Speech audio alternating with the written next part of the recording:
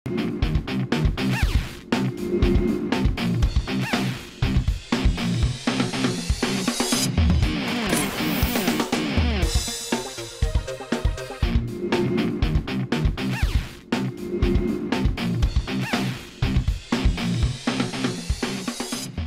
চলছে বিশ্বজুড়ে। Football, cricket ছাড়াও খেলা রয়েছে এক দীর্ঘ ফর্দ। শুধু ফলাফল নয়, গত, আজ এবং আগামীর খেলাকে প্রেস বক্স থেকে আমরা দেখতে চাই ভিন্ন চোখে। সেই দেখাটাই দেখতে পাবেন এখন মাঠে। সঙ্গে আছি আমি, নোমান আব্দুল্লাহ। আজকে আমরা আলোচনা করব বাংলাদেশ এবং আয়ারল্যান্ডের মধ্যকার সিলেট টেস্ট নিয়ে। এই বিষয়ে কথা বলতে আমাদের সঙ্গে স্টুডিওতে আছেন বাংলাদেশ জাতীয় দলের সাবেক ক্রিকেটার ও বাংলাদেশ অনূর্ধ্ব 19 দলের নির্বাচক এহসানুল হক সেজান। সেজান ভাই, আপনাকে স্বাগত জানাচ্ছি আমাদের স্টুডিওতে। ধন্যবাদ। সেজন্য আমরা আগেই বলেছি আমরা সিলেট টেস্টে নিয়ে আলাপ করতে চাই। সিলেট টেস্টে এখন পর্যন্ত বাংলাদেশ বেশ ভালো অবস্থানেই আছে বলতে হবে। গতকাল আমরা যেটি দেখেছিলাম যে আইরিশরা শুরুতে যেভাবে শুরু করেছিল, বেশ ভালো রান করছিল। আমরা একটা স্টেজে তাদের 100 রান দেখেছিলাম এক উইকেটে, সেখান থেকে 150 দেখেছিলাম 3 উইকেটে। সেখান থেকে বাংলাদেশ তাদেরকে 300 রানের আগে অল আউট করতে পেরেছে, থ্যাঙ্কস টু দ্য বোলার্স। এবং এখন দেখছি ব্যাটাররাও খুব ভালো করছে। ওভারঅল এই টেস্টটায় এখন পর্যন্ত বাংলাদেশকে কেমন দেখলেন? হ্যাঁ, ওভারঅল আমি বলবো যে বাংলাদেশ এখন কন্ট্রোলে রয়েছে, মানে ড্রাইভিং সিটেই রয়েছে। ফার্স্ট অফ অল যে জিনিসটা বলতে চাচ্ছি যে আয়ারল্যান্ডের মতো টিম 300-এর কাছাকাছি চলে যাবে, এটা আসলে আমরা খুব আশা করি নাই। 5-6টা ক্যাচ ড্রপ, এবং সেখান থেকে আসলে ব্যাক করাটা ভেরি ডিফিকাল্ট হয়ে যায়। যখন টেস্ট ম্যাচে কারো ক্যাচ ড্রপ হয় তখন কিন্তু সেই ব্যাটসম্যানরা ফুল একটা রিদম পেয়ে যায়, তখন থেকে কিন্তু একটা ভালো পজিশনে চলে যেতে পারে। বাট যেই জিনিসটা আমি মেনলি ফোকাস করেছি আয়ারল্যান্ডের টিমের সাথে, তারা দুটো স্টেজে ক্রিকেট খেলেছে। যেমন প্রথমে অ্যাটাকিং একটা মুড ছিল টেস্ট ম্যাচে, যেটা আসলেই আমার কাছে খুব অবাক লেগেছে। অনলি ইংল্যান্ড, অস্ট্রেলিয়া বাজবল খেলে, বাট আয়ারল্যান্ডও যে বাজবল খেলে টেস্টের মধ্যে, এটা আসলে দেখার চেষ্টা করেছি। দেন ওখান থেকে কন্ট্রোল করার জন্য যে বলাররা যেই স্টেজে বোলিং করেছে, আমার কাছে মনে হয় যে একটা স্টেজের পরে, মানে 150, 170-র পরে বাংলাদেশের বলাররা আমি বলবো তো ডোমিনেট করতে চেষ্টা করেছে। ফার্স্ট অফ অল যদি টেস্ট ম্যাচে যদি ফার্স্ট আওয়ারটা ভেরি ইম্পর্টেন্ট থাকে, সেই আওয়ারে যদি ডোমিনেট না করা যায় তাহলে কিন্তু ব্যাটসম্যানদের একটা বড় স্পেস ক্রিয়েট হয়ে যায় এবং রানটা অনেক ভালো একটা জায়গায় পৌঁছে যায়। যেই জিনিসটা আশা ছিল যে বাংলাদেশ টিম আরও ভালো ক্রিকেট খেলবে, বিকজ অফ আয়ারল্যান্ড মাত্র টেস্ট স্ট্যাটাস পেয়েছে, অনেক অভিজ্ঞতা তাদের নেই। আমার 200-এর মধ্যে যদি আমরা তাদেরকে বেঁধে রাখতে পারতাম তাহলে আমার কাছে বলারদের আরেকটু ক্রেডিট থাকতো, বাট হয়নি। তবে ব্যাটসম্যানরা এখন যেটা করেছে আমাদের right on the track. Right, আপনি শুরুতেই বলছিলেন যে ফার্স্ট আওয়ারে হচ্ছে ডোমিনেশনের ব্যাপারটা, এবং আমরা ফার্স্ট আওয়ারে ডোমিনেশনটা ডোমিনেট আসলে করতে পারতাম যদি উইকেটগুলো নেওয়া হতো। আমরা দেখেছি ফার্স্ট আওয়ারেই 3টা ক্যাচ ড্রপ হয়েছে। এরপর আপনি ক্যাচের কথাও বলছিলেন, এই জায়গাটাতে ঘাটতিটা পূরণ করা অনেকদিন ধরেই যাচ্ছে না মনে হচ্ছে ফিল্ডিংয়ে। ফিল্ডিংয়ের মোস্ট ইম্পর্টেন্ট থিং হলো কি, টেস্ট ম্যাচে আমি বলবো বলারদের, টেস্ট ম্যাচটা সম্পূর্ণ বলারদের। আপনি যদি 20টা উইকেট নিতে পারেন তাহলে কিন্তু টেস্ট ম্যাচ জিতবেন, আদারওয়াইজ কিন্তু আপনি ডোমিনেট করতে পারবেন না বা জিততে পারবেন না। ড্র হবে, বাট জেতাটা ভেরি ডিফিকাল্ট হয়ে যায়।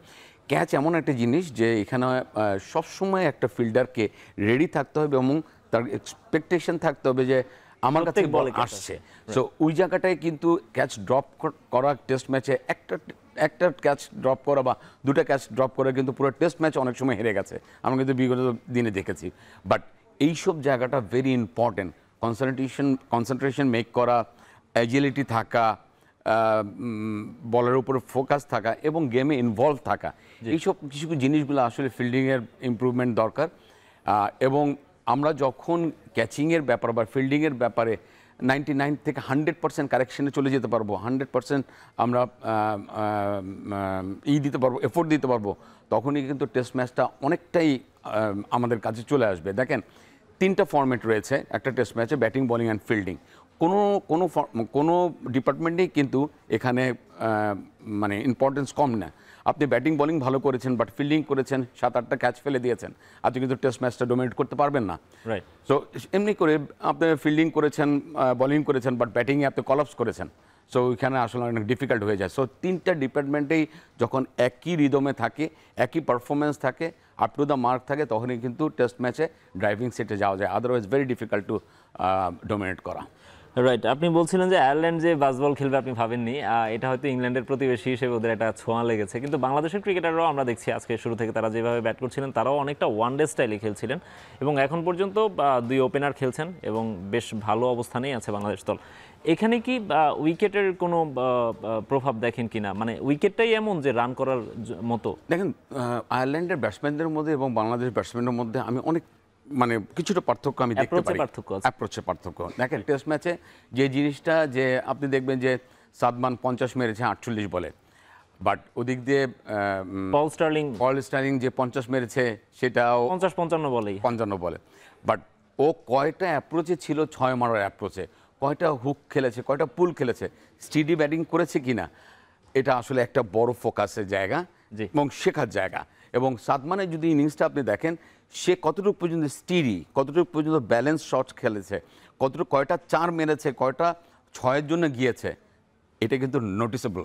সো টেস্ট ম্যাচ খেলতে হলে সাদমানের মতো যে স্টিডি ব্যালেন্স এই অ্যাপ্রোচটা যদি থাকে, তাহলে শুধুমাত্র মাঠে যে দুইজন ব্যাটিং করছে তাদেরই স্বস্তির জায়গা না, স্বস্তির জায়গা কিন্তু আমাদের রেস্ট অফ দ্য প্লেয়ার যারা বসে আছে আবার ব্যাটিং করতে হবে। কারণ যখন স্টিডি থাকবেন, ব্যালেন্স থাকবেন, up to the mark cricket খেলবেন, বলের ডিরেকশনে আপনি ব্যাটিং করতে থাকবেন, কোনো ভুল থাকবে না, তখন কিন্তু আপনি মনে করবেন যে উইকেটটা ইজ এ ফ্যান্টাস্টিক। বাট এই উইকেটটা কিন্তু ক্রিয়েট করেছে আমাদের দুজন ব্যাটসম্যান, বিকজ অফ তারা ভুল শটস খেলতে যায় না, তারা হারি করে না, তারা কাম অ্যান্ড কুল টেস্টের যে ক্রিকেটিং শটসগুলো ছিল সেগুলো কিন্তু খেলতে গিয়েছে। যে হারিয়ে এসে ডাউন উইকেট যে মেরে যাবো, পুল শট খেলছি, হুক শট খেলছি, সবগুলো শটস আমরা এখানে অ্যাপ্লাই করব ফার্স্ট আওয়ারে, এটা কিন্তু আমরা দেখতে পারিনি। সো যেমন একটা রানও হয়ে যাচ্ছে, সেই জিনিসটা এই রানের সাথে সাথে যে পরের যে প্লেয়ারদের মধ্যেও কিন্তু একটা কনফিডেন্স গ্রো করছে, the way they are batting.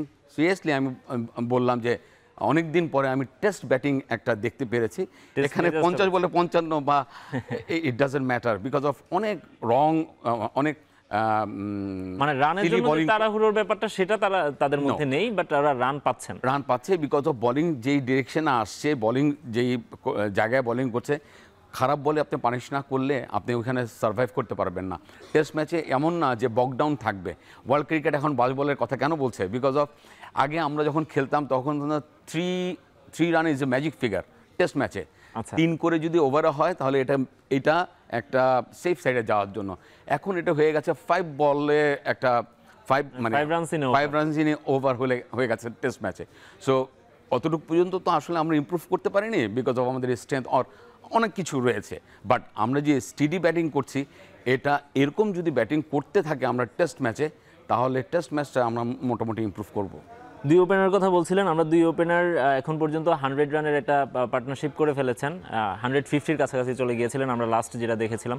তা আমরা একটা তথ্য আপনাদেরকে জানাতে চাই, আমরা একটু দর্শকদেরও দেখাতে চাই যে টেস্টে বাংলাদেশ শেষ কবে এরকম 100 রানসের ওপেনিং পার্টনারশিপ পেয়েছিল, এবং সেটা হচ্ছে জিম্বাবুয়ের বিপক্ষে বিজয় এবং সাদমান করেছিলেন, জয় ছিলেন না সেই টেস্টে। আর আজকে আমরা পেলাম আয়ারল্যান্ডের বিপক্ষে। মাঝখানে আমাদের দুটো ম্যাচে আমরা দেখছি যে 5 রান এবং 31 রান এসেছিল শ্রীলঙ্কার বিপক্ষে। শ্রীলঙ্কার বিপক্ষে আরেকটা টেস্টে আমরা করেছিলাম 5 এবং 24 ওপেনিং পার্টনারশিপে। তার আগে জিম্বাবুয়ের বিপক্ষেও আমাদের একটা টেস্টে ছিল হচ্ছে 31 এবং 13 জয় সাদমানের জুটিতে।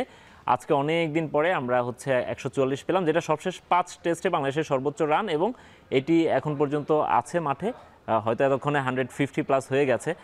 সো এটা কি একটু স্বস্তিদায়ক কিনা যে আমাদের যে ব্যাটিং লাইন আপটা আমরা যেভাবে দেখি, যেভাবে কলাপস করে রেগুলার, সেখান থেকে তারা যেভাবে স্টার্টটা করেছে, এটাও কিছুটা স্বস্তি দিচ্ছে কিনা? নিশ্চয়ই। আপনি টেস্ট ম্যাচে যদি একটা ম্যাচ ডোমিনেট করতে চান, তাহলে ব্যাটিং ডোমিনেট করতে হবে ওপেনিং স্পেলে, যারা প্রথমে 1 ঘন্টা ব্যাটিং করবে, ওখান থেকে কিন্তু অনেকটাই কিন্তু আপনি একটা ধারণা পেতে পারবেন যে রেস্ট অফ দ্য প্লেয়ার বা আমাদের রান কতটুকু পর্যন্ত টার্গেট আমরা অ্যাচিভ করতে পারি। তেমনি কিন্তু বলারদেরও একই অবস্থা, যে প্রথম ঘন্টায় যদি তারা ডোমিনেট করতে পারে, উইকেট নিতে পারে, তাহলে কিন্তু টেস্ট ম্যাচের জন্য অনেক বেশি ইজি হয়ে যায়। সো আমি নিশ্চয়ই বিজয় সাদমান যখন 118 রানের পার্টনারশিপ করেছে জিম্বাবুয়ের সাথে, আমরা এটা বোধহয় ড্র করেছিলাম সাপোজ, আমার যতটুকু পর্যন্ত মনে হয়। আজকে যেই পার্টনারশিপটা রয়েছে, সেই পার্টনারশিপটা আমি মনে করি যে একটা বড় স্ট্যান্ড দিবে। তখন কি ফার্স্ট টেস্ট ম্যাচটা হলো 15টা সেশনের খেলা।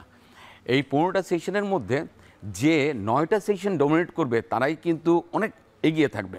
সো এখন যে অবস্থায় রয়েছে আমরা কিন্তু আজকে সেশনগুলা ফার্স্ট সেশন কিন্তু আমরা ডোমিনেট করেছি, সেকেন্ড সেশনে এখন পর্যন্ত যতদূর পর্যন্ত আমি জানি উইকেট পড়েনি, এটাও আমরা ডোমিনেট করব। এভাবে যদি আমরা ডোমিনেট করতে থাকি, অ্যাটলিস্ট 9টা সেশন যদি আমরা ডোমিনেট করতে পারি তাহলে কিন্তু আমাদের ম্যাচ আমাদের হাতে।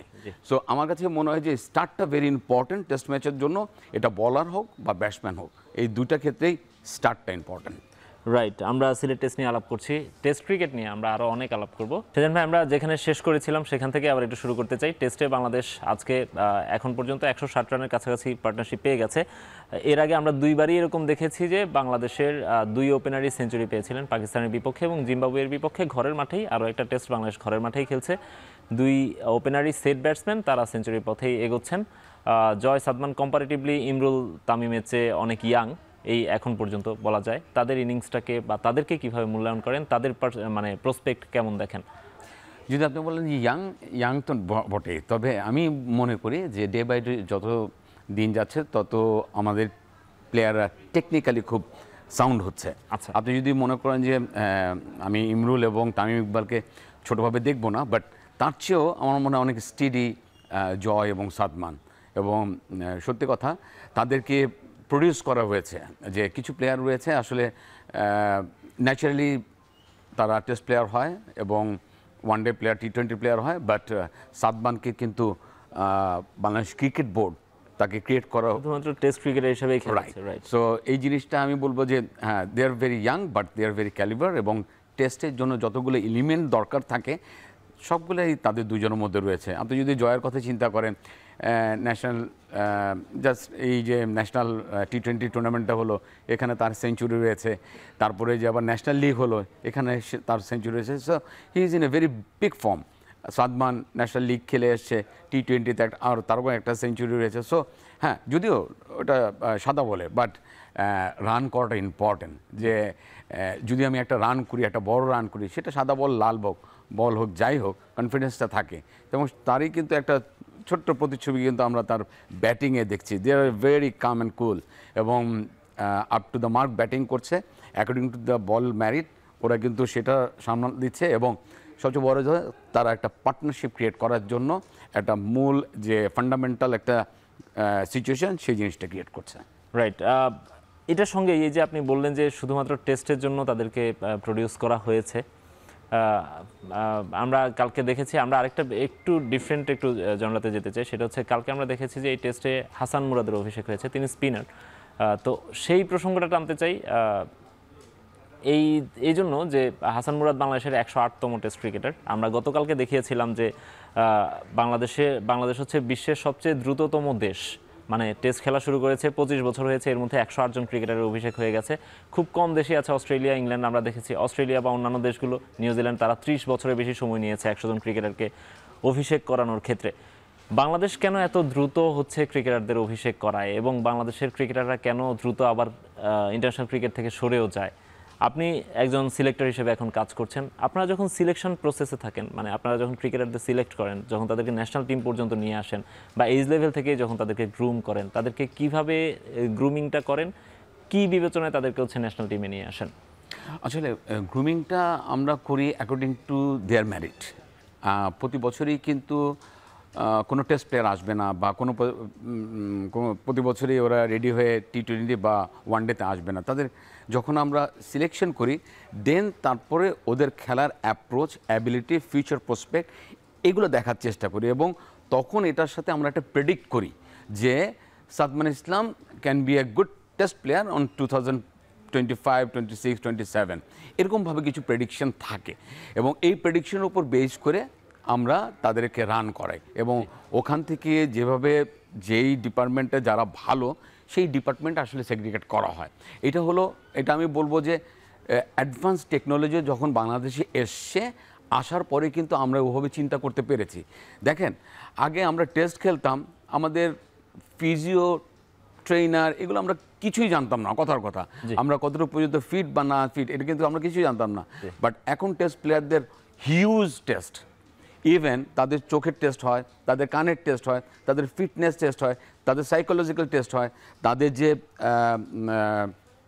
এন্ডোরেন্স, এখানে চিপ বসায়, সেই এন্ডোরেন্স টেস্ট হয়, তারা একটা প্রেশারে কতটুকু পর্যন্ত লোড নিতে পারবে সেটা একটা ডাটা চলে আসে, দেন ফিটনেসের একটা ইস্যু থাকে। সো অনেক কিছু টেকনোলজি কিন্তু এখন ইনভলভ হয়েছে। একটা প্লেয়ারকে যদি আমি প্রডিউস করতে চাই, একটা প্লেয়ারকে যদি আমি T20 প্লেয়ার বা ওয়ান ডে বা টেস্ট প্লেয়ার করতে চাই, এখন অনেক টেকনোলজি যদি আমি ইউজ করি প্রযুক্তির ব্যবহারের এবং প্রযুক্তি ব্যবহার করে কিন্তু আমরা ওটার উপরে আমরা কাজ করে কিন্তু তাদেরকে ফিক্স করতে পারি কী কী জায়গায়। ইভেন এখন যে ভিডিও অ্যানালিস্ট রয়েছে, আপনি জাস্ট সাদমানের সাথে আমার 20-25 দিন আগে কথা হচ্ছিল যে সাদমান তুমি কীভাবে প্রিপেয়ার্ড। ভাইয়া আমি তো আসলে প্রিপারেশন নিচ্ছি, আমি এর আগে অস্ট্রেলিয়ায় গিয়েছিল, ওখান থেকেও কিছু ধারণা নিয়ে এসেছি।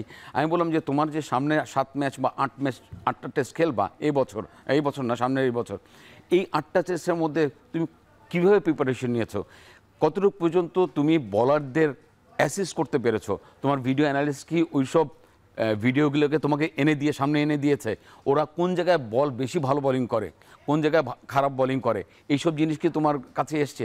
কারণ আমি এটা নিয়ে কাজ করছি এবং আমি বিশ্বাস করি সাদমান যেভাবে কাজ করছে প্রত্যেকটা প্লেয়ারের কাছে এখন খুব ইজি। আজকে আপনি অস্ট্রেলিয়া টিমের সাথে খেলবেন, অস্ট্রেলিয়ার স্টার্ক বোলিং করবে, কোন জায়গায় অ্যাটাক করে নতুন বলে, কোন জায়গায় পুরান বলে অ্যাটাক করে, আপনি কিন্তু ডাটা দেখে বের করে ফেলতে পারবেন and you take preparation. So test ম্যাচটা এরকমই, যদি আপনি প্রিপারেশন না নেন ফার্স্ট থেকে, তাহলে কিন্তু আপনি যে ভালো খেলতে পারবেন না। এবং এখনও প্রিপারেশনের লেভেলটা একটা কোচ বলে দিবে ভালো খেলো, এইভাবে খেলো, ছেড়ে দিও, নো। এখন প্রিপারেশনের লেভেলটা অ্যানালাইটিক, প্রত্যেকটা অ্যানালাইসিসের উপর ডিপেন্ড করে তাকে ইনপুট দেওয়া হবে, সেইভাবে সে প্রিপারেশন নেবে। সেটা সাইকোলজিক্যাল প্রিপারেশন হোক, সে মানে কায়িক পরিশ্রম করে নেওয়া হোক, সেটা তার ব্যাপার কীভাবে নেবে। রাইট। সেজন্য ভাই আপনি বলছিলেন যে আপনাদের সময় অনেক কিছু পাননি, এখন যেটা পাচ্ছে এবং এখন অনেকগুলো প্রসেসের মধ্য দিয়ে যাচ্ছে, তারপরও এই সময়টা আমরা আপনাদের সময়টা ধরিনি, এই সময়টার কিছু ডেটা আমি আপনাদেরকে দেখাতে চাই। 2010 সাল থেকে আমরা ধরলাম, কারণ হচ্ছে তার পর থেকেই টেকনোলজিগুলোর আবির্ভাব আর কি। তো সেই সময় থেকে বাংলাদেশের যতজন ক্রিকেটারের অভিষেক হয়েছে, আপনি দেখুন এর মধ্যে আমরা 20 জন ক্রিকেটারকে বাছাই করেছি, যারা সবাই হচ্ছে 10 টেস্টের কম খেলার সুযোগ পেয়েছেন। ইন্টারন্যাশনাল ক্রিকেটে তারা এসেছেন, নাইম ইসলাম, রাকিবুল হাসান, এরা সবাই অনেক বড় বড় প্রসপেক্ট নিয়ে এসেছিলেন, তাদেরকে খুব সম্ভাবনাময়ী বলা হচ্ছিল। ইভেন এনামুল হক বিজয়কে আমরা এখন পর্যন্ত ট্রাই করছি, মার্শাল আইয়ুবকে নিয়ে ডোমেস্টিক ক্রিকেটে অনেক হইচই ছিল, আপনি জানেন। শামসুর রহমান শুভ ইন্টারন্যাশনাল ক্রিকেট খেলেছেন অনেকদিন, শুভগত হোম, জুবায়ের হোসেন, এদেরকে নিয়ে অনেক আলাপ হয়েছে, অনেক চেষ্টা করা হয়েছে। মোসাদ্দেক হোসেন সৈকত আমরা এখন পর্যন্ত তাকে ভাবনায় রাখি, আমি যতটুকু জানি। সাইফ হাসান যদিও এখন ওয়ানডে T20 জন্য আবার চলে যাচ্ছেন, কিন্তু তার শুরুটা হয়েছিল টেস্ট ক্রিকেট দিয়ে। ইয়াসির রাব্বি এবং মোহাম্মদ নাইম শেখ সবশেষ তিনি একটা টেস্ট খেলার সুযোগ পেয়েছিলেন। আমার কথা হচ্ছে 2021 সালে একজন ক্রিকেটারকে কেন অভিষেক করানো হবে, তিনি একটা টেস্ট খেলার পরে কেন আবার দল থেকে বাদ পড়ে যাবেন? এই যুগে এসে এত টেকনোলজি, এই যে আপনি যে প্রসেসগুলোর কথা বলছেন, একটা ক্রিকেটারকে আপনারা নিয়ে আসেন এত কিছু যাচাই বাছাই করার পরে, তারপর সে একটা টেস্ট খেলার পরে কেন ড্রপ আউট হয়ে যায়? ফার্স্টে কথা বলবো যে আমার অ্যাবিলিটি কেমন। সত্যি কথা, আমাদের টেস্ট খেলার অ্যাবিলিটি কতটুকু পর্যন্ত রয়েছে, দেন অনেক কিছু চলে আসে এখানে আপনার সিলেকশন প্রসেস কেমন ছিল, ওইখানে অ্যাভেলেবিলিটি প্লেয়ারদের অবস্থা কেমন ছিল, কারা পিক ফর্মে ছিল, এবং আমি একটা টেস্ট ম্যাচের সাথে আমি T20 কি মিলাবো নাকি, সেই কনসেপ্টটা কি সিলেকশনে ছিল কি না।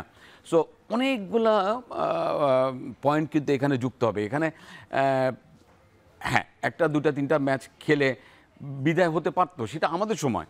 এখন এই টেস্ট প্লেয়ারদের আমরা বা যে ওয়ানডে T20 প্লেয়ারদের আমরা দিব, তাদেরকে আমরা সময় দিব, এটা কিন্তু আস্তে আস্তে এটা গ্রো আপ হচ্ছে। হ্যাঁ, এর মধ্যেও অনেক কিছু থেকে যাবে, যেমন নাইম ইসলাম, মোহাম্মদ নাইমের যে টেস্ট ম্যাচের খেলাটা আপনার মনে আছে, যে আমরা কিন্তু কোনো ওপেনার পাচ্ছিলাম না এবং he was the best run getter one day or T20 something else, এনে আমরা এখানে খেলিয়ে ফেলেছি। সো কিছু কিছু সিচুয়েশন আসলে এমন হয়ে যায় যে ওখানে নিয়ে যেতে হবে, তারপরও আমাদের প্লেয়ারদের পারফর্ম করতে হবে। ডোমেস্টিক ক্রিকেটে যদি আমরা পারফর্ম না করি, আমরা ইন্টারন্যাশনাল ইভেন্টে পারফর্ম করব না।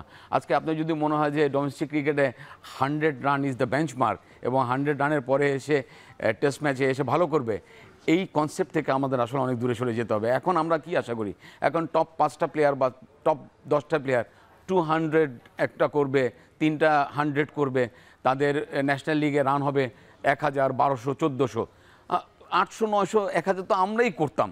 সো ওদের রানটা আসলে এরকম হবে না। সো আমার কাছে মনে হয় যে হ্যাঁ সবাই করবে না, এই যে 5 জন প্লেয়ার, আবার 5টা বলার থাকবে যে তারা এত ডিফারেন্স করে দিয়ে যাবে স্ট্যাটটায়, সেইখান থেকে ওরা ইজিলি পিকড হবে। সো আমার কাছে মনে হয় যে অ্যাবিলিটি, পারফরম্যান্স, স্কিল এগুলা আসলে ডিপেন্ড করে যে সাস্টেনিটির উপরে। আবার কিছু কিছু ব্যাপার রয়েছে যে ডোমেস্টিক ক্রিকেট কতটুকু পর্যন্ত হেলদি ইন্টারন্যাশনাল ক্রিকেটের সাথে স্ট্যান্ডার্ডটা করার জন্য, সেই জিনিসটা ইম্পর্টেন্ট। এখন একটা অস্ট্রেলিয়ান প্লেয়ারকে আপনি টেস্ট খেলাবেন, সে 96 অ্যাভারেজের রান করে আসছে, সে কিন্তু ইন্টারন্যাশনাল ম্যাচে ইজিলি তার কাছে কোনো মনে হবে না। বাট ন্যাশনাল লিগে একটা ছেলে বাংলাদেশের ডোমেস্টিক ক্রিকেটের কথা বলছে, এই ক্রিকেটে 76 অ্যাভারেজে চলে এসে ইন্টারন্যাশনাল এসে স্ট্রাগল করতে পারবে। সো স্ট্যাটাসটা কেমন, আমাদের মানটা কেমন, সেই জিনিসটা আমাদের দিতে হবে, কম্পিটিশন আমাদের বাড়াতে হবে। এখন কথা বলতে বলতে অনেক কিছু চলে আসে। উইকেটের মান যেটা ছিল আমাদের লাস্ট 2000 আগের থেকে, এই উইকেটে খেলে আমি সাস্টেন করতে পারবো না ইন্টারন্যাশনালে।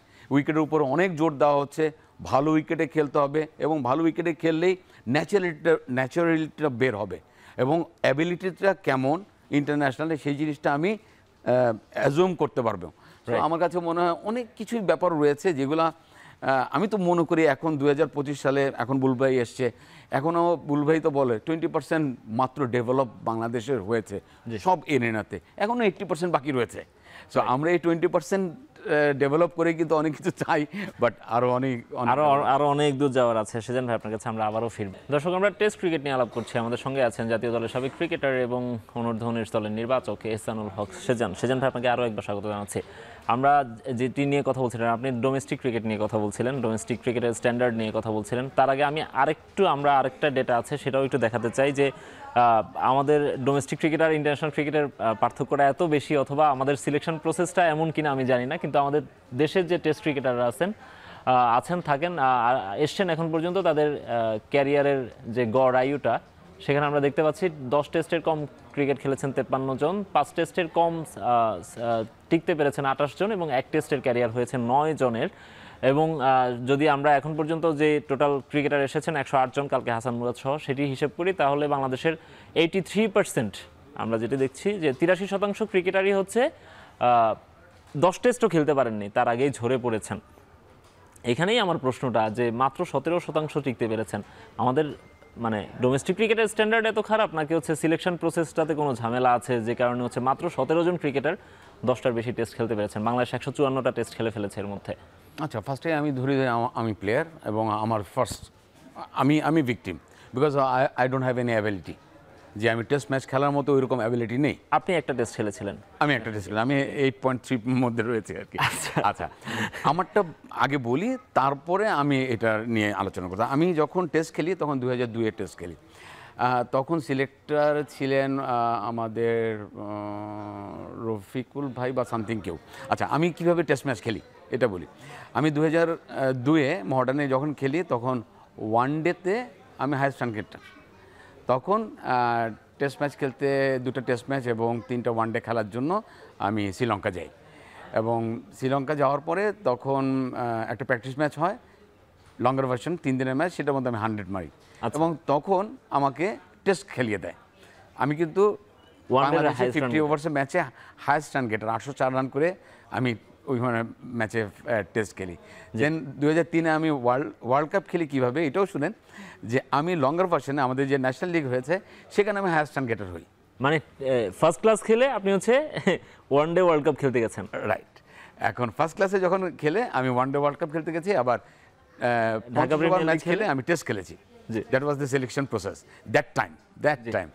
আসলে সত্যি কথা, ক্রিকেট খেলা ছেড়ে দেওয়ার পরে সিলেকশনে আসার মূল কারণ এটা যে কোন সেগমেন্টে কে ভালো সেইটা একটা সিলেক্টরে জানতে হবে, আদারওয়াইজ প্লেয়াররা ডিস্ট্রয় হয়ে যাবে।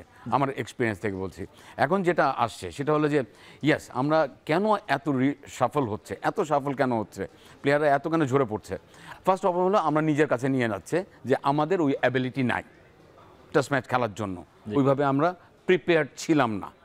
সো এই জন্য আসলে হিউজ সংখ্যক প্লেয়ার ওই সময় ঝরে গেছে। এখানে আসা যাওয়ার মধ্যে 87-এর মধ্যে আপনি 50% থেকে 60% প্লেয়ার দেখবেন যে 2015 সালের আগে, তখন শুধুমাত্র সফল হচ্ছে যে এ হচ্ছে না একে, এ হচ্ছে না একে। সো ওই সময়টা আসলে আমাদের অ্যাবিলিটি ছিল না, ওই সময় আসলে আমরা প্রিপেয়ার ছিলাম না, ওই সময় আমাদের উইকেট এত ভালো ছিল না, আমাদের পেস বলাররা এত জোরে বোলিং করতো না, স্পিনাররা এত সুন্দর টার্ন করতে turn পারতো পেত না, না। জি। সো অনেক কিছু এলিমেন্ট কিন্তু রয়েছে, বাট আপনি যদি লাস্ট 2000 থেকে 2025 দেখেন, অত সফল কিন্তু দেখবেন না। আপনি দেখবেন যে 25% 30% সফল হবে। আমি একটু আগে এখন আপনাকে যেটা যেটা হচ্ছে দেখিয়েছিলাম, সেই জিনিসটা হচ্ছে যে ইনজুরি একটা বিগ পোর্শন কিন্তু রয়ে গেছে। যেমন পেস বলার আপনি দেখবেন যে সফল হচ্ছে 2020 থেকে 2025 পর্যন্ত কতগুলো পেস বলার টেস্ট ম্যাচ খেলেছে, এটা একটা স্ট্যাটাস দেখলেও বোঝা যায় যে এরকম একটা সফল হচ্ছে। সো আমার কাছে মনে হয় যে আমাদের স্ট্রাকচার যদি ঠিক থাকে, আমি বললাম না, অস্ট্রেলিয়া, ইংল্যান্ড, ইন্ডিয়ার মতো যদি আমাদের ডোমেস্টিক ক্রিকেটে টেস্ট স্ট্যান্ডার্ডের মতো যদি হয়ে যায়, কম্পিটিশন যদি ওরকম থাকে, উইকেট যদি ভালো থাকে, তাহলে ভালো বলাররা ভালো বোলিং করবে, খারাপ বলাররা জোরে যাবে, জি। ব্যাটসম্যানরা ঠিক এরকম হবে। দেখেন, আমরা সবসময় কিন্তু একটা কথা বলি যে আমাদের বলাররা খুব ভালো ডোমেস্টিকে, কিন্তু যখন ট্রু উইকেটে চলে যায়, যখন টেস্ট উইকেটে যায়, বলাররা তখন আর বোলিং করতে পারে না। কেন বোলিং করতে পারে না? বিকজ অফ আমাদের যে উইকেট আছে সেই উইকেটে বোলিং করা খুব সহজ। একটা লো হয়, একটা টার্ন বেশি হয়, একটা কিক করতেছে, তখন ব্যাটসম্যানরা হেজিটেট হয়ে বলারদের দিয়ে দিচ্ছে। আসে। কিন্তু যখন একটা ভালো উইকেটে খেলা হয়, তখন তো আর এইসব জিনিসগুলো পাচ্ছে না, তখন কিন্তু তার ক্যালিবার দিয়ে বোলিং করে কিন্তু উইকেট নিতে হচ্ছে। সো ওইখানে সে স্ট্রাগল করছে। জি। সো মাস্ট যে জিনিসটা আমাদের দরকার, উইকেটটা ডেভেলপ করা, সাথে আমাদের প্লেয়ারদের ক্যালিবার আরও অনেক ডেভেলপ করা, এবং ক্যালিবার ডেভেলপ করার জন্য শুধুমাত্র আপনি যখন ইন্টারন্যাশনাল পর্যায়ে চলে আসে সেই ডেভেলপমেন্ট হলে হবে না, সেইখানে হলো ফাইন টিউনিং। আজকে দুটো ব্যাটসম্যান রান করেছে, আশরাফুলের নাম আমি বলতেই পারি যে আশরাফুল এসে আপনি দেখবেন না, চোখের দেখে দেখবেন না যে আশরাফুল কী করেছে। এইসব জায়গায় ফাইন টিউনিং, যে ব্যালেন্সটা একটু অন্যরকম, ব্যালেন্সটা সোজা করে দিলাম, বা পাটা একটু সাইডে, ওই জায়গাটা একটু সোজা করে দিলাম, সে কিন্তু কমফোর্টেবলি ব্যাটিং করতে পারছে। ওইসব জায়গা হলো fine tuning. But skill develop করার জন্য কিন্তু আমাদের এইচপি পর্যন্ত 15 থেকে এইচপি পর্যন্ত ডেভেলপ করার জায়গায়, স্ট্রেংথ ডেভেলপ করার জায়গা। সো এইসব জায়গায় ডেভেলপ করতে পারলে আমার মনে হয় যে সামনে যেই টেস্ট প্লেয়ারগুলো আসবে তারা খুব কম্প্যাক্টভাবে আসবে। সায়েন্টিফিক কথা বললাম না, টেকনোলজি অনেক এসছে, এইটার রিয়েল ইউটিলাইজেশন লাগবে। এখন আমি 19-এ করলাম, এইচপির ওইরকম লোক বল নাই যারা ওই জিনিসটা ইমপ্লিমেন্ট করতে পারবে। ন্যাশনাল টিমে এসে করলাম, বা এই টিমে আমি করতে পারলাম না। জি। কোঅর্ডিনেশন থাকতে হবে, ইমপ্লিমেন্টেশন থাকতে হবে, টেকনোলজি ইউজ করতে হবে, প্লেয়ারদের স্কিলফুল স্ট্রেংথ সব ডেভেলপ করতে হবে, একটু ধৈর্য ধরতে হবে, আমরা একটু নিশ্চয়ই সময় দিতে develop হবে এবং একই সঙ্গে আন্তর্জাতিক ক্রিকেটটাকে শেখার মঞ্চ না বানিয়ে ডোমেস্টিক ক্রিকেট থেকেই শিখে আসতে হবে, রাইট? সেজন্য আপনার কাছে আরও একবার আসবো। আমরা এতক্ষণ আলাপ করছিলাম বাংলাদেশের টেস্ট ক্রিকেটের যে কাঠামোটা, সেটা নিয়ে আলাপ করছিলাম। আবার একবার সিলেট টেস্টে ফিরতে চাই। সিলেট টেস্টে এখন পর্যন্ত বাংলাদেশ ব্যাট করছে, বেশ সুবিধাজনক অবস্থানেই আছে, আমরা একটু আগেও বলছিলাম। এই টেস্টটার যদিও খুব আর্লি হয়ে যাবে, তারপরেও মাত্র দ্বিতীয় দিনের খেলা চলে, মাত্র পঞ্চম সেশনের খেলা চলে। তারপর আপনি এই টেস্টের ফিউচারটা কি দেখছেন? আমাকে যদি বলেন যে আসলে টেস্টে না রেজাল্ট বের করা প্রতি ঘন্টায় কিন্তু টেস্টের চিত্র বদলাবে, এটাই স্বাভাবিক। বাট যে স্টেডি স্টার্ট আমরা দিয়েছি, সেটা যদি আমরা ক্যাশ করতে পারি, ফার্স্ট প্লেয়ারদের মধ্যে একটা ধারণা থাকতে হবে যে আমি লাস্ট ইনিংসে ব্যাটিং করব না। আমি যদি লাস্ট ইনিংস ব্যাটিং করি, লাস্ট ইনিংস ব্যাটিং করার টেস্টে যেরকম মেন্টালি একটা প্রেশার, উইকেটের আচরণ একটা ডিফারেন্ট থাকে, ওখানে স্ট্রাগল করবেই। জি। সো ফার্স্ট ইনিংসে ড্রাইভিং সিটে আছি, যতটুকু পর্যন্ত ক্যাশ করার আমরা ক্যাশ করে নিতে চাই। ইনিংসটাকে যত লম্বা করা যায়। ব্যাটসম্যানের যেই স্টার্ট দিয়েছে, আমার তো মনে হয় যে আমি আশা করছিলাম আয়ারল্যান্ডের অ্যাগেনস্টে দুজনে দুটা ডাবল 100 হবে, এরকম এক্সপেকটেশনে এখন কিন্তু আমার। সো ওখান থেকে একজন আউট হয়ে গেছে, আমি দেখি যে জয় যদি ডাবল 100-এর কাছে যেতে পারে, দেন শান্ত এবং সৌরভ এবং মুশফিক এরা যদি একটা কন্ট্রিবিউশন দিয়ে যেতে পারে, তাহলে ফার্স্ট ইনিংসেই একটা বড় রান করে রাখা উচিত, যেন লাস্ট ইনিংসে আমরা না নিতে পারি। এবং সেখান থেকে সেকেন্ড ইনিংসে আয়ারল্যান্ডের ব্যাটিং করিয়ে একটা ইনিংস পরাজয়ের একটা টার্গেট আমাদের সেট করতে হবে। আদারওয়াইজ আমরা যদি লাস্ট ইনিংসে ব্যাটিং করার ওই মেন্টালিটি নিয়ে থাকি, তাহলে আমরা কিন্তু স্ট্রাগল করব। রাইট। আপনি ব্যাটিং লাইনআপের কথা বলছিলেন। বাংলাদেশের দুজন ওপেনার আমাদেরকে দারুণ সূচনা এনে দিয়েছেন। এরপরে শান্ত, মুমিনুল হক খুবই স্পেশালিস্ট টেস্ট ব্যাটার আমরা বলি, এবং আমরা দেখি যে মুশফিকুর রহিম তার 99তম টেস্ট খেলছেন, ফ্যান্টাস্টিক একটা ক্যারিয়ার তার আছে। এরপরেও কিন্তু আমাদের আরও দুজন ব্যাটার আছেন, আমাদের লিটন দাস আছেন। লিটন দাসকে নিয়ে আলাদা করে একটু আলাপ করতে চাই আপনার সঙ্গে, যে 6 নম্বরে তিনি টেস্টে ব্যাটিং করেন, তার মানে হচ্ছে 6 পর্যন্ত আমাদের একেবারে স্পেশালিস্ট ব্যাটার আছেন, এরপর মেহেদী হাসান মিরাজও আছেন। লিটন দাসকে নিয়ে একটু আলাদা করে শুনতে চাই, এই পজিশনটাতে তার খেলা ঠিক আছে কিনা এবং তার টেস্ট অ্যাবিলিটিস নিয়ে একটু শুনতে চাই আপনার কাছ থেকে। ফার্স্ট অফ অল অ্যাবিলিটি যদি আমি বলি, টেস্ট অ্যাবিলিটি হিসেবে তার পারফেক্ট একটা অ্যাটিটিউড রয়েছে। তার স্কিল বলেন, তার গ্রামার বলেন ক্রিকেটের, তার টেকনিক বলেন, ট্যাকটিক্স বলেন, very up to the mark. একটা টেস্ট প্লেয়ার হিসেবে দুটো প্লেয়ারের নামে আমি যদি বলতে পারি যে আমার কাছে খুব লাগে, সেটা হলো একটা লিটন দাস, একটা হলো শান্ত, এবং থার্ড যদি নাম আসে তাহলে হলো সাদমান। হ্যাঁ, এখন যে পজিশনটা হয় কি, লিটন তো আসলে একটা ওপেনার ব্যাটসম্যান, জি, এবং টেস্ট ম্যাচটা আপনি মনে করেন যে 80 ওভার পরে একটা বল চেঞ্জ হবে, 80 থেকে 110 ওভারের মধ্যে যে কোনো এক সময় বল চেঞ্জ হবে। ওই 80তম ওভারে বা 85তম ওভারে যদি সব কিছু ঠিক মতো চলতে থাকে, তখন কিন্তু একটা ওপেনারের প্রয়োজন পড়ে, এবং সেই ওপেনারটাই হবে লিটন কুমার দাস। এবং লিটন কুমার দাস যে 6 নম্বরে কেন ব্যাটিং করবে, বিকজ অফ সে কিপিং করে এসছে। কিপিং করে এসে একটা টেস্ট ম্যাচে 90 ওভার কিপিং করা বা 6.5 ঘন্টা কিপিং করা, এসে ওপেন করাটা ভেরি ডিফিকাল্ট। তাকে রেস্ট দেওয়া উচিত, এবং ওই যে বললাম যে নতুন বল যখন আবার ডেলিভার্ড হবে, তখন তাকে একটা বড় সোলজার হিসেবে কাজ করানো যাবে। সো এই স্ট্র্যাটেজিটা সারা ওয়ার্ল্ডেই রয়েছে। আপনাকে দেখবেন যে শ্রীলঙ্কা সেই টেস্ট ম্যাচে যখন আতাপাতু ওপেন করতো, তাকে টেস্ট ম্যাচে কিন্তু নাম্বার 6 খেলানো হতো। আমরা যদি অস্ট্রেলিয়ার দিকে তাকাই, যে কিপার ছিল অ্যাডাম গিলক্রিস্ট, নাম্বার 6-7 ব্যাটিং করতো, বিকজ অফ নতুন বলটা ডিল করার জন্য। এটা হলো স্ট্র্যাটেজি, এবং এই জিনিসটাই কিন্তু মানে আমি বললাম যে টেস্ট ম্যাচ যদি একদম ফুল ডমিনেট করতে যায়, তখন কিন্তু এই 80-85 ওভার খেলার জন্যই কিন্তু ওই নাম্বার 6 বা 7 ব্যাটসম্যানরা তখন ক্রিজে থাকে। রাইট, আপনি বলছিলেন যে আমরা যদি একটা ইনিংস ব্যবধানে হারানোর টার্গেট নিতে চাই কিনা বা পারি কিনা, সেক্ষেত্রে বাংলাদেশের বোলাররা যে বোলিং অ্যাটাকটা আপনি ফার্স্ট ইনিংসে দেখেছেন, সেই বোলারদের উপর আপনি কতটুকু কনফিডেন্ট? আপনি যদি উইকেটগুলো দেখেন, কিভাবে উইকেটগুলো গেছে, সবগুলো উইকেট গিয়েছে যে সামনে যখন বল করেছে তারা সাকসেসফুল হয়েছে, যখন শর্ট বল করেছে বা লেগ সাইডে বোলিং করেছে তখন কিন্তু সাকসেসফুল হয়নি। সো আমার কাছে মনে হয় যে নাহিদ রানা যখন সেকেন্ড স্পেলে আসলো বা থার্ড স্পেলে আসলো, তখন ও উইকেটে অ্যাটাক করতে গিয়ে ম্যাক্সিমাম বল কিন্তু লেগ সাইডে বাইরে চলে গেছে বা শর্ট বল হয়েছে। সো ওইখান থেকে কিছু রান হয়ে গেছে। এখন অ্যাকুরেসি ভেরি ইম্পর্টেন্ট। একটা হয় কি, একটা বলার 30 ওভার বোলিং করবে, মনে হয় যে আজকে 30 ওভার আমি বোলিং করবো, বাট কনসেন্ট্রেশন যদি এরকম থাকে না, একটা বলে উইকেট নেওয়ার জন্য বোলিং করব, তাহলে 30 ওভার বোলিংয়ের জায়গায় কিন্তু তার কনসেন্ট্রেশন লেভেলটা অনেক থাকতে হয়, এবং সাথে অ্যাকুরেসিটা বাড়ে। আপনার ব্যাটসম্যানের যেরকম accuracy, merit of the ball খেলতে হবে, বলারদের কিন্তু মেরিট অফ দ্য উইকেটে কিন্তু বোলিং করতে হবে। ওই উইকেটে কতটুকু পর্যন্ত টার্ন করছে এই সময়, ওই উইকেটেদের কতটুকু পর্যন্ত বাউন্স রয়েছে, ওই সিচুয়েশনটা কী রয়েছে, তার উপর কিন্তু লাইন অ্যান্ড লেন্থ কিন্তু চেঞ্জ হবে। ফার্স্ট ইনিংসে যেই স্ট্র্যাটেজিতে বোলিং করেছে বাংলাদেশ টিম বা বলাররা, সেই স্ট্র্যাটেজি যদি বোলিং করে সেকেন্ড ইনিংসে, তাহলে কিন্তু হবে না। স্ট্র্যাটেজি চেঞ্জ করতে হবে। আমার কি ডিমান্ড করছে, আমার ডিমান্ড করছে যে আমি উইকেট নেব। উইকেট টেকিং বলের জন্য অ্যাকুরেসির উপর ডিপেন্ড করে লাইন লেন্থ যদি আমি না চেঞ্জ করি, তাহলে কিন্তু আমি অ্যাটাক করতে পারবো না। এবং ওরা, আমার যেটা মনে হয় যে হয়েছে কি, টেস্ট ম্যাচটা অনেক টায়ার্ডনেসে খেলা, ওরা একটা লম্বা ইনিংস ধরে কিন্তু ফিল্ডিং করবে, তারপরে কিন্তু তাদের লেজি লেগ হবে, সেই লেজি লেগের উপর ডিপেন্ড করে তারা বলাররা কিন্তু প্ল্যান করা শুরু করবে কোন জায়গায় আমি অ্যাটাক করে ব্যাটসম্যানদের অ্যাটাক করব।